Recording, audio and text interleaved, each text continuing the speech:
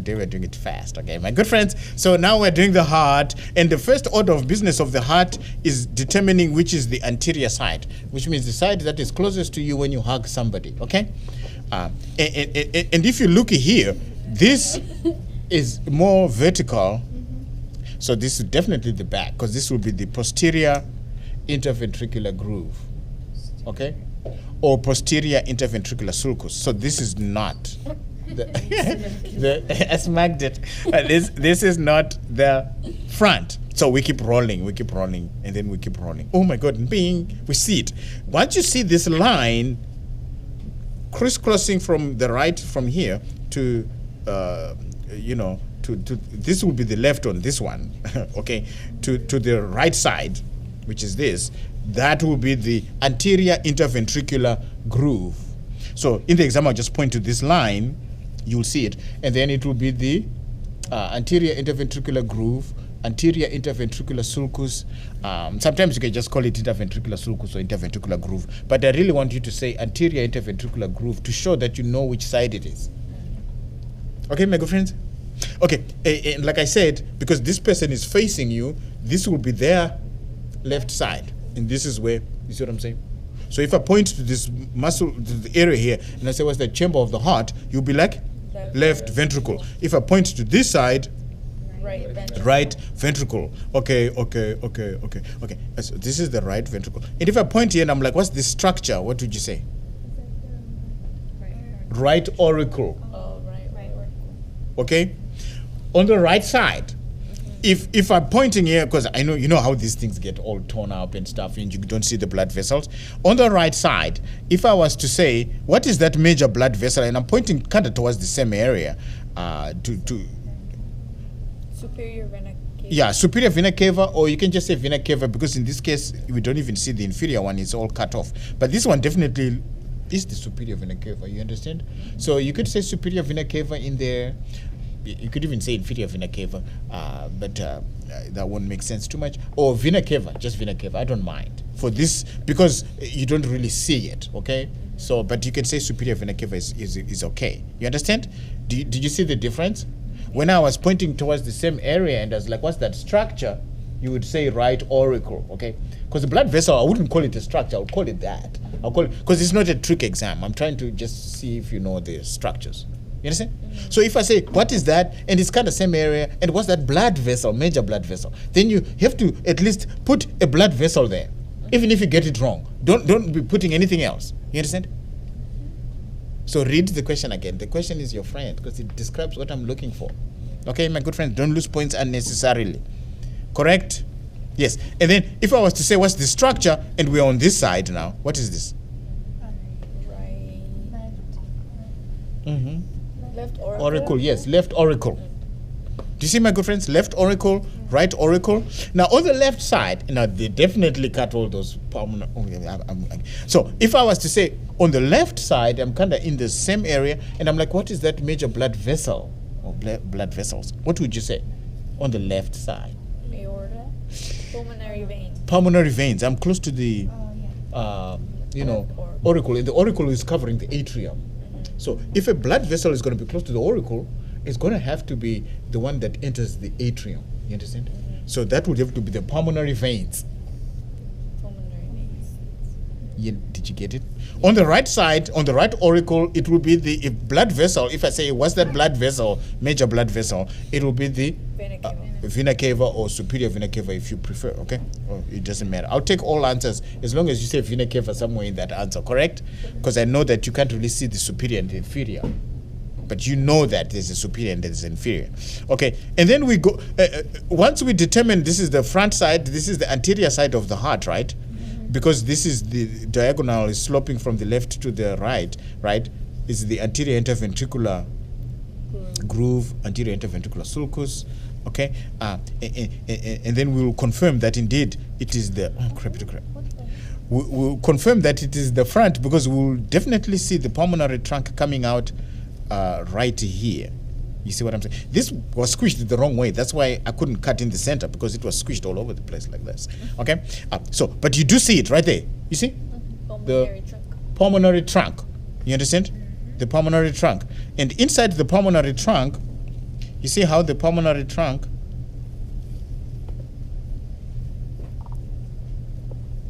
because it's too deep. Do you see how this is definitely the pulmonary trunk? Look where it's going. Which side is this? The left side. Right. Right. The left always includes the apex. You see, the left side. So definitely this is a pulmonary trunk because it's coming from the right ventricle, and this shows it being. I'm not even lying to you. You see what I'm saying? Being. Do you see it? I put it in there, and it's coming into the right ventricle. Oh, okay, very good. Then the last one would be this one, which is the. You can see it curving. That's the aorta. You understand? And look here. Where is it going? Being to the left side. You know what I'm saying? So you can't even mistake it a mile away. You will see this curving, and you see it curving like that, and then this is one of the branches of the this is probably the brachiocephalic trunk. Okay, so but this is the aorta. You see it curving like that. Okay. So there's the aorta, pulmonary trunk. You see, going to the right side. There's the right ventricle, anterior interventricular groove, left ventricle, and there's the apex of the heart. You see, the left side always includes the apex. It's unequally divided. You see this line, this diagonal line, which is the anterior interventricular groove or anterior interventricular sulcus, sort of cuts this off. The right is smaller, and this is because the left has got thicker muscle. You see what I'm saying? Because it's pumping to the systemic circulation under much higher pressure than the right side. You understand? Okay. So we've done all the external structures. We've done all the 4 major blood vessels. Okay. We talked about the pulmonary veins being on the left auricle here. We talked about the vena cava, superior vena cava being on the right auricle here. And there's the right auricle. I also identified it right there. And then there's the anterior interventricular groove, anterior interventricular sulcus. And then you can see the pulmonary trunk right in there. So in the pulmonary trunk, if we were to cut it, you will be able to see inside of it the pulmonary semilunar valve. Okay? Bing, bumping, bumping, bumping. And then if we were to go here, you could see I'm on the left side now. Okay? And then this is the cut through a bit of the aorta. Do you see that? So this is the aorta. So what would be this valve here? If I point to this, crap. This valve here. You see how the cusps are pointing up, facing up like this. Aortic semilunar valve. Correct? What about these ones here? This valve. And I say, what's that major valve? What would this be? Bicuspid valve or mitral valve. You understand? I'd rather you don't call it the left interventricular valve, you know. But that's okay. You could do that. Bicuspid will tell you that it's got 2 cusps. You understand? Okay, very good. So I'd like you to say bicuspid valve. And then what are these string-like structures here? Being String like the chordae tendineae. And it's over there on the board right there. Did you see that? So this is the bicuspid valve. This is the chordae tendineae. And this pimple-like muscle, what is that? muscle. The Papillary muscle. Yes, thank you. Yeah. Pimple, papillary muscle. PP. Okay, very good. Papillary muscle, and the papillary muscles are attached to the chordae tendineae strategically because when these cusps are filled with blood, when the ventricles are contracting, they're going to try and prolapse into the atria. And then those papillary muscles contract a little bit and tug on it like the strings on a parachute. You know what I'm saying? If those strings were to give, then you would fall down to the ground and die, and the parachute will stay up. You know what I'm saying? So just like you don't want this to prolapse into the atria. So that's why you see what I'm saying? The cusps. And this form the first heart sound when and then these muscular ridges in the ventricles, what are these called? These big muscular ridges in the ventricle. Tricuspid. Like trabecular, like carne asada. Yeah, trabecular carne. Thank you. Do you see, my good friends? There's a lot of stuff, and these things are coming in the exam. I'm just telling you. Okay. So in this one here, what is this structure that separates the 2 ventricles? What's this? Interventricular septum. Yeah, interventricular septum. Thank you. Interventricular septum. You see it, my good friends? Do you see how thick this muscle on the left ventricle is from the right ventricle? Do you see that? Do you see that? Okay, so this is the right ventricle, is the smaller one, and we can confirm that indeed this is the right side because one, we did this thing with the pulmonary trunk, okay, correct? And then the other thing is that you see mine is so tiny, okay? And because I didn't cut right in the middle, it's so deep inside. Normally, if I had cut like somewhere here, you know, you would see it like right there in front. But I have to dig deep. I have to dig deep. You know what I'm saying? And there's moderator band. This is the moderator band. Do you see it? It's only on the right side. You don't find it on the left. You understand? This is the moderator band. Okay, or the septomarginal trabecula. Okay? You can just call it moderator band because it's easier to spell. You understand, my good friend? Moderator band. And then you know, and besides being small and not including the apex, you know. So what is this valve here? Now that we know this is the right side. Tricuspid valve, yes. Okay, my good friends.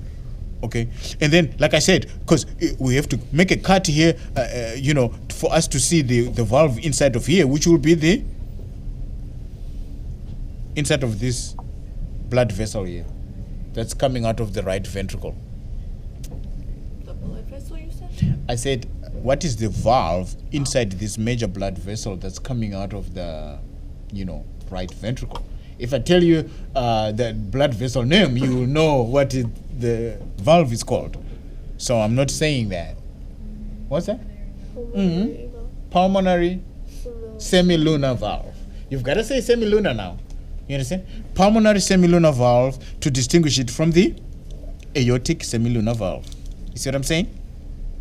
And then obviously this is the bicuspid, and this is the tricuspid. Oh, crap. Oh, it's all on this side. The tricuspid, you see?